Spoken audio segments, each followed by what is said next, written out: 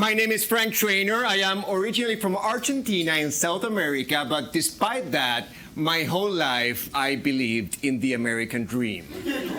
Which is why I decided that one day, eventually, I would move to the US to steal a job away from an American, because that is the Latin American dream. But that was something that my conservative Catholic father in Argentina always opposed. And he would say things like, the US is a rotten culture. If you go to the US, you're going to start doing drugs and you're going to lose your virginity. So against my father's advice, I came to the US, and luckily for me, my dad was absolutely right. I started smoking weed and I got a blowjob like that. God bless America, baby. But that's not the only thing. I also started parting ways with the Catholic Church, and my dad raised me to be a real man, and a real man is a man of God, and I was a pretty good Catholic, I think. Like, I even participated at my school's missionary group and things like that, but then I came here, and let me put it this way. You know how some people quit drugs when they find Jesus? In my case, I quit Jesus when I found drugs.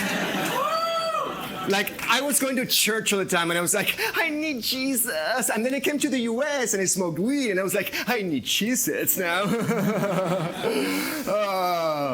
So after my father died, I came to the US one winter to work in Keystone, Colorado. And the job that I got was working behind the cash register at the Keystone Grocery, which is a small grocery store where we sold the basics at like 10 times the normal prices to customers who complained all the time. And I was making $8 an hour with no benefits, no insurance, the real American dream, baby. But I was pretty happy, even though I was broke. And toward the end of the season, I was so desperate for money that I asked my manager to give me longer shifts to make more money. And that led to me working up to 11 hours behind the register sometimes, really tired and really high all the time. And then one night, this guy approaches the counter and gives me a 6-pack of beer. And I go, you know what, man? Because of Colorado law, beer at grocery stores is worse and it has less alcohol and it's more expensive than if you go to the liquor store next door. Go there, it's better. And the guy goes, I don't care. And I'm like, I don't even know why I care, oh my God. So I ring him up and he leaves. And the second that the door closes behind him, it opens again and the guy walks back in with a cup who is now holding the beer.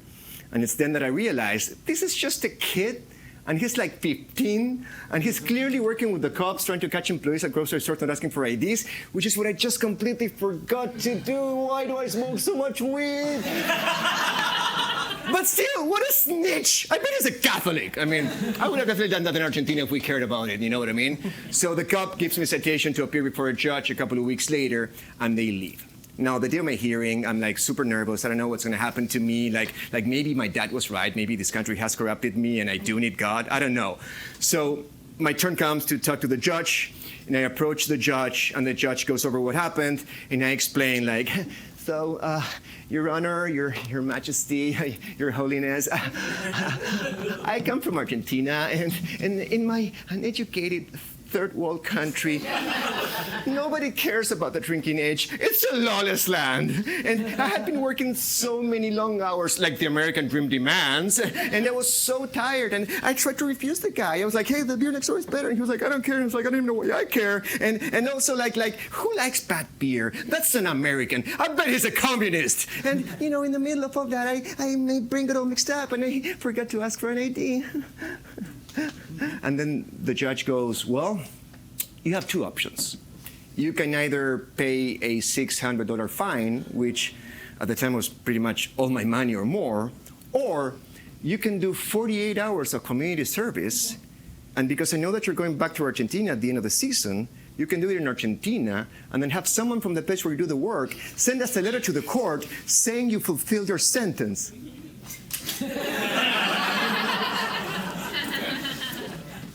I mean, between us here tonight, inside I was pretty much still an atheist. But on the outside, I was like, Jesus, take the wheel. God bless America. So I look at the judge and I go like, well, Your Honor, Your Majesty, Your Highness, you see, I'm a Catholic. And back in my lawless land in Argentina, I used to work with a missionary group in my Catholic school. And I know that upon my return, I can do some work with them and fulfill my sentence. And then the judge rejoiced in the faith of this repenting young Catholic boy, dismisses me, and I leave the court. And a couple of months later, I go back to Argentina, knowing that I will never do a single minute of those 48 hours. But also knowing that my father was wrong about one thing. The U.S. is not a rotten culture. The U.S. is a place where Jesus saved me. $600.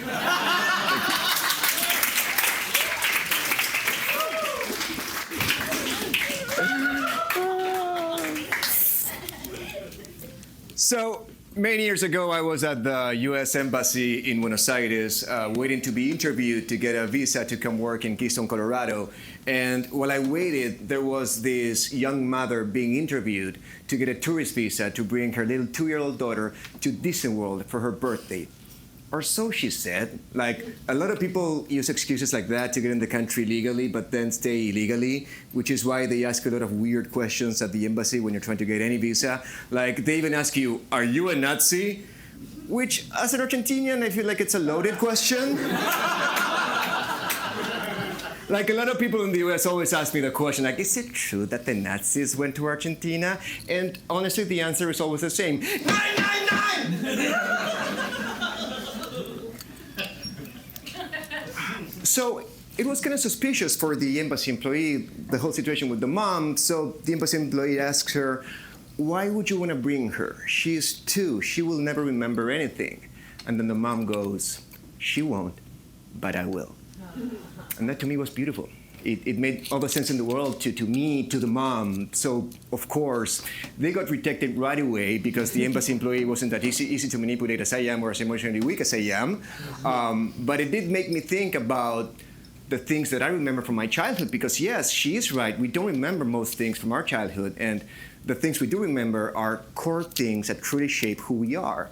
Like in my case, I remember when I was a kid, my parents, when I was born, they named me in Spanish Francisco, which means free, by the way. That's an amazing name and meaning to have. But despite that, my family decided to call me Pancho, the common nickname for Francisco in Argentina, but also the way we call hot dogs. And I always hated that name. Like, why would you call someone you love after a thing that makes you burp with a weird taste for hours after eating it? Like, I don't get it. I'd rather be called after any other food. I don't know, asparagus?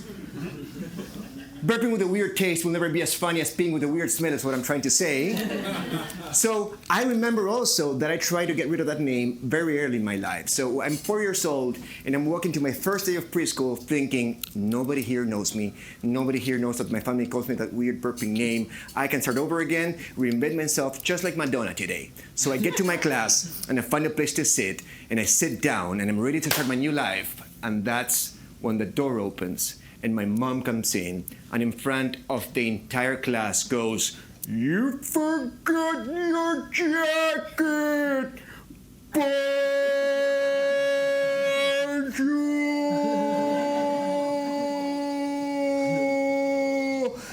I freak out. I'm 4 years old and I'm making first contact with social anxiety, which will never leave me for the rest of my life. So I get up, I run to the door, grab the jacket, kick my mom out, close the door, run back to my place, and I think no one heard her. I think I'm safe.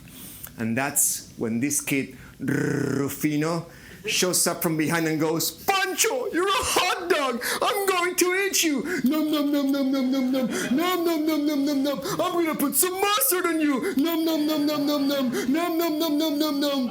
And thus, Rufino pretends to eat my body while actually eating my soul. I know that I will never get rid of this horrible name in that country. It took me many years until I finally came to the US, and my friends here started calling me Frank. And for a while, I was so happy. And then I went to the grocery store and realized what you all already know, which is that I will never be free. I will never be free.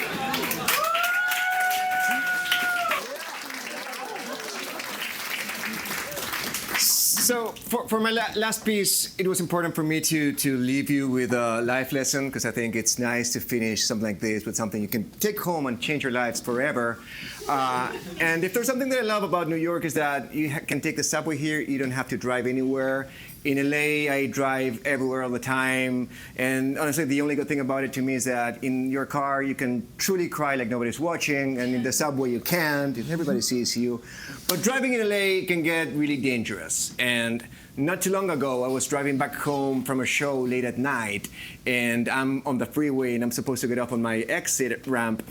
But it's blocked by traffic because of an accident ahead of me. So I stop behind the traffic, and a couple of seconds later, I'm rear-ended at full speed by a distracted driver. And my car goes off flying really violently, like 300 feet to the left, to the right, I mean, and like it's really shaking and like this, and it ends on the side of the freeway, like almost as if I had parked it there, like on purpose, and like I get out of my car and I'm like, I'm in one piece. Oh my God, I can't believe it, I'm in one piece. And then I look at the freeway and I see the other car, and it's on the middle of the road, and it's absolutely wrecked. It's not even a car anymore. It's a horrible situation. So I approached the driver to see, if he needs any help, if everything is okay, and we start exchanging information, and eventually I ask him, "What's your name?" And the guy goes, "My name is Jesus." That means Jesus in Spanish, for those of you two Americans who speak more than one language. And that really transformed me, because that's when it dawns on me, this is what happens when Jesus takes the wheel. Thank you so much.